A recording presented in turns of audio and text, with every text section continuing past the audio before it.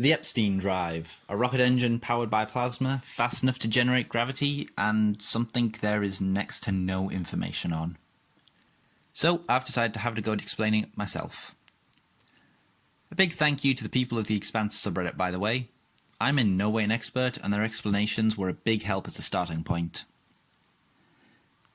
Please do be aware of spoilers though, and keep in mind this is a fictional technology I'm talking about, so there's going to be some speculation and guesswork.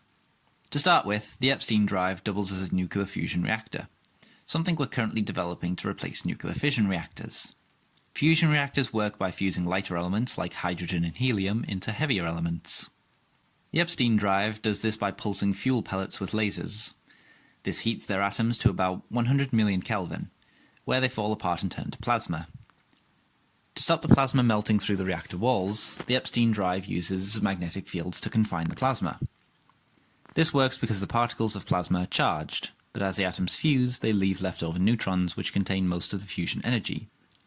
Neutrons aren't charged, so they break free of the magnetic confinement and strike the reactor walls. This generates heat which is then converted into electricity. The magnetic fields also direct plasma through the drive cone for propulsion. By redirecting all magnetic fields, the drive can eject all of its plasma at once. This is better known as core dumping, and it's mainly used as an attempt to save a ship's crew from a reactor failure. But it's also another way of weaponizing the Epstein drive.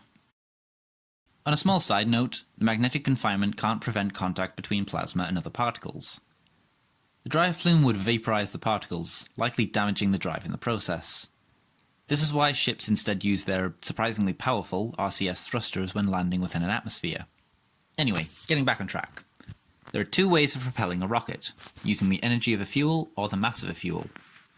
The Epstein drive is powered by a mini-sun, so energy isn't a problem, but there's only a few grams of fusion fuel used. This results in an efficient but weak propellant. To fix this, more mass is added to the reaction, typically in the form of water, but there seems to be viable alternatives. That's as much water as we can spare. Is it enough? Yeah. That plus the CO tanks we gave them should be enough to get them back to their fleet. The reaction mass also plays a part in the term burning hot and dirty. Basically, it means how efficient your Epstein drive is, based on the heat, particles, and radiation given off by the drive plume. Using the Rocinante's drive plume to incinerate the proton molecule could be considered an extreme version of this. Given the lack of thrust, Alex likely cut off the water and used pure plasma to burn away the blue goo. So earlier I said the Epstein drive was fast enough to generate gravity. To be more accurate, this isn't gravity but G-force. This is why most ships of the Expanse are built vertically, with all deck floors facing towards the engines. As the ship accelerates, the floor is pushed, relatively speaking, up, towards the people and objects within the ship. From the perspective of the people in the ship, they're being pulled down, again, relatively speaking. This creates a simulation of gravity as a side effect of the constant acceleration the Epstein drive allows for. The only flaw of this linear gravity is its dependency on acceleration. Without thrust, objects become weightless, and ship crews are required to wear magnetic boots in order not to free float throughout the ship. And on the other side of the spectrum, high G accelerations can pin a ship's crew, leaving them immobile and at risk if it continues for too long. It also means a ship's rate of acceleration is limited by the endurance of its crew.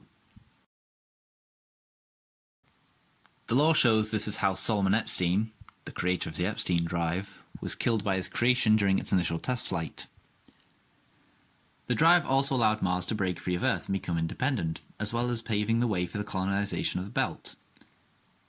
And that's it, a basic explanation of the Epstein drive. I hope you found this video enjoyable and informative. If you think I've missed something, made a mistake, or you have your own ideas, feel free to let me know down below. Thanks for sticking around till the end, and please, stay safe.